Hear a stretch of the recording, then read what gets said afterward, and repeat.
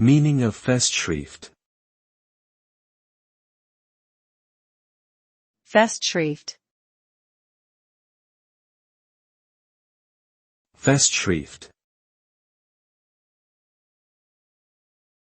Festschrift.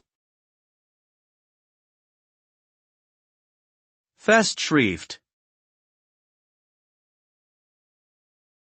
A Festschrift is a collection of articles or essays written in honor of a scholar or prominent individual. It is commonly used in academic circles to celebrate a person's achievements, contributions, and impact on their field of study.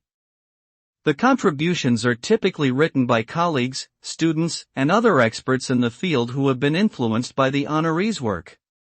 A Festschrift can be presented to the honoree at a special event, such as a conference or symposium, and serves as a lasting tribute to their legacy.